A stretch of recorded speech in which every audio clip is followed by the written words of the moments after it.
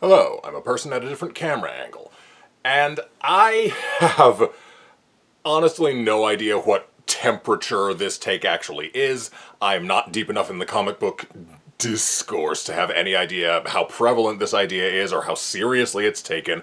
It is possible that everything I'm about to say has already been said for years, but I, from the outside, just keep seeing this bubble to the surface like a fart in a swimming pool, so I figure I might as well give my thoughts on it. The basic premise is easy enough to understand. Most modern versions of Batman have a strict anti-killing policy, and the reason behind it is most famously summarized in his confrontation with a revivified Jason Todd. If he doesn't hold himself to that standard, if he allows himself to let go, if he slips, if he makes exceptions, if he doesn't hold to that standard, then he's not coming back. And that matters because in-universe, the thing that really defines Batman, aside from his intelligence and martial skills, is his unyielding willpower. And if he lets himself take what he sees as the easy way out, that willpower is broken, and he will just take that solution every time. He doesn't have any personal, actual qualms with killing.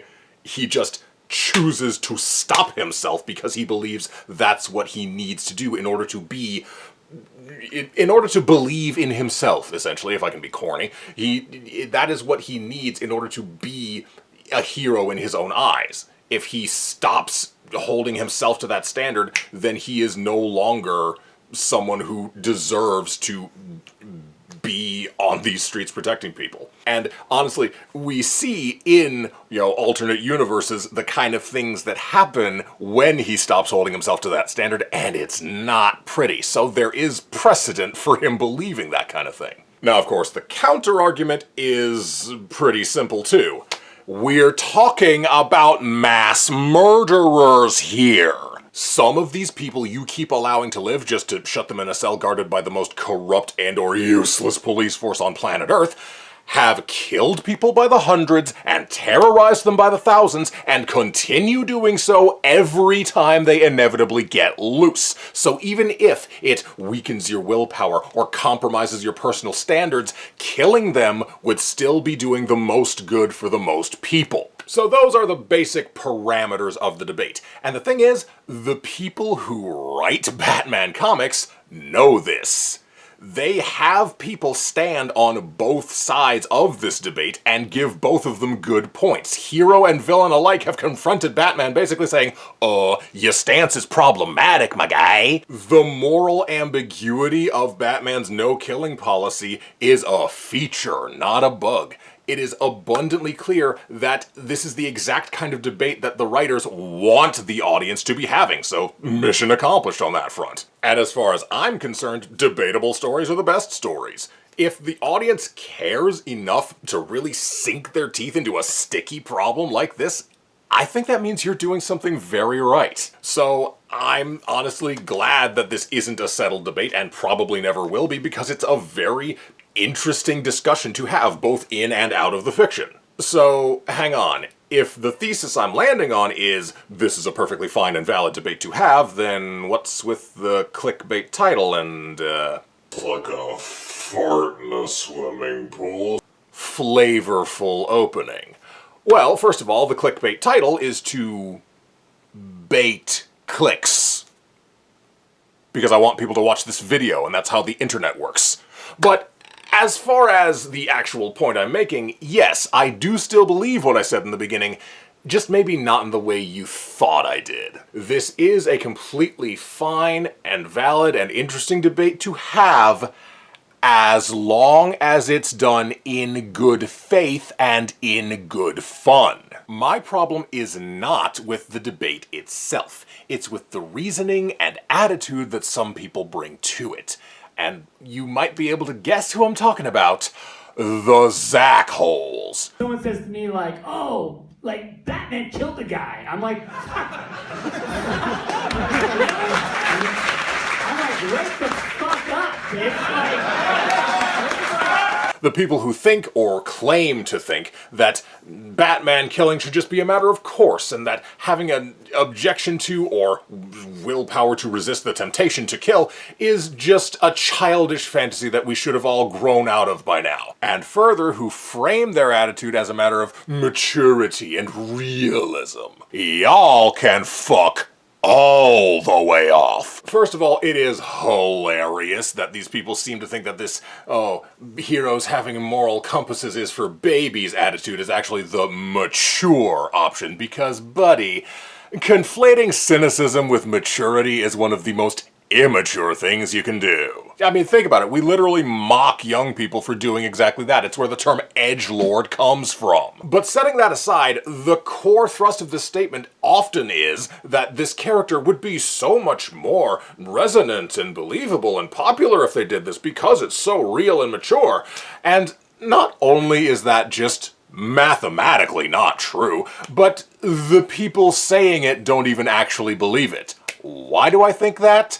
Because that character already exists. If you really do prefer a story about a killer doling out violent and permanent retribution, the Punisher is right there. And he's not alone either. There are already characters built to fill the niche you're describing. So if that was what you actually cared about, you would just be reading those instead of bitching about how Batman isn't gritty enough for you. Or, giving the benefit of the doubt, you do read those other characters, and also Batman, and just can't square the fact that Batman shares the aesthetic of a grimdark edgelord Punisher type character, but not their actual morality. And if you think I'm being unfair or unhelpful or painting a wide swath of people with the same brush, The cool point of view to be like, my heroes are still innocent, but you're living a fucking dream world. yeah, motherfucker, doesn't feel good, does it? Hello, I'm a person with a shaved face, and I want to make something clear here. I understand that these clips have been taken out of context. The full panel discussion that they come from is an hour and 40-some minutes long. And the question that he was responding to here was specifically about Watchmen and how it relates to his work in the DCU. So that's what he was really talking about. He was discussing how Watchmen affected his view of superheroes going forward. I get that. But the thing is, a lot of people fucking don't. A lot of people use those quotes, those clips, as part of their justification for being assholes during this discussion. So even if Zack Snyder himself is not actually an asshole, this is what that quote is used for. Even the person who asked the question that prompted this response framed it in terms of maturity. And that is the exact attitude that people bring to it, that it's about being grown up and mature and adult. And that's the thing I have a problem with. And so regardless of what Zack Snyder actually meant, regardless of what the person who asked the question meant by maturity, this is how it is used. This is how it is used by those specific few people. And that is who I have a beef with. Just that one specific type of person who uses these as a sort of, you know, for lack of a better term, clobber text to beat people over the head who say that Batman or any other superhero should maintain some kind of standard when it comes to killing people. So that is who I'm talking about. That is what I mean. That is the only type of person that I am targeting in this video, okay? Okay. Let's get back to it. And look, I'm not pretending to have any kind of moral high ground making this video. I am being a condescending dick on purpose because I think that's what the people I'm describing deserve. As far as I'm concerned, if your argument revolves around insulting someone else's intelligence or maturity, then that is what you deserve in return. Is that helpful or productive? No. Do I care? Equally no. I am just here to vent right now. I'm not trying to change anything with this video. I just want to get this out of my brain so I can move on. But getting back to it, the other massive problem with the Batman should kill all his villains take is that it's incredibly self-defeating.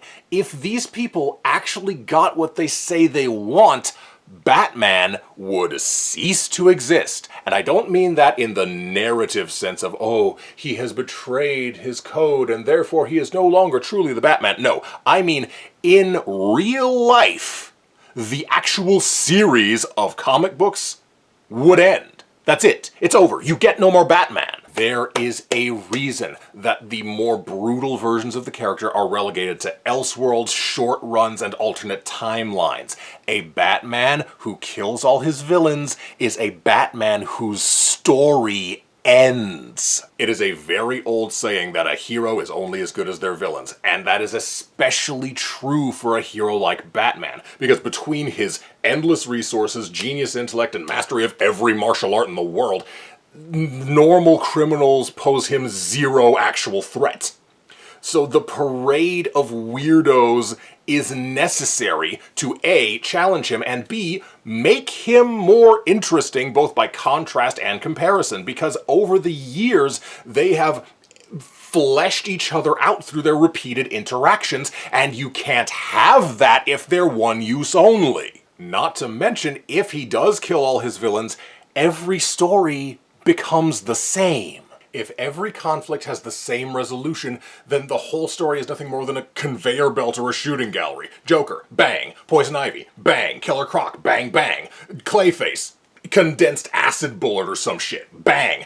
It's just boring. And if that's really the kind of story you want all the time, you are boring. But like I said before, that's not the real issue I have with these "I'm an adult" people who say Batman should kill because it's more mature or realistic. The reason I made this video, the reason I titled it the way I did, is because I have a fundamental problem with anyone who treats positive traits as childish or disposable. This isn't just about your attitude toward a fictional character at this point. If you come at this argument from the position that an unyielding code is immature and unrealistic as opposed to, you know, a thing that makes a hero, then something is just severely off with how you view the world. And I just don't have the time of day for somebody who considers traits like kindness, mercy, and selflessness as things to be grown out of. Okay, that's probably not gonna make me a lot of friends, but I just had to get that out of my brain. I keep thinking about it anytime I see this argument happen. I just wanted to get this out of my headspace so I could move on with my life. I keep saying that over and over again. I'm not very creative with these rambles at the beginning and end, but that doesn't matter. So if you've if you've actually managed to stick around without dropping down to the comments to call me all kinds of names before you finish the video, this channel has like 20 subscribers. This probably isn't gonna go anywhere, but hey, positive thinking, right? Anyway, I'm really just rambling for no reason now. Thank you for being here, thank you for watching, and thank you for, I don't know, continuing to come back if, if this didn't piss you off. But yeah, thanks for coming. Like, subscribe, do all the YouTube things, and I still haven't figured out an outro. We'll deal with it later. Shares the aesthetic of a grimdark edgelord Punisher type character, but not their actual morality. Though if you really think about it, the Punisher is actually lawful good, but that's a whole other topic.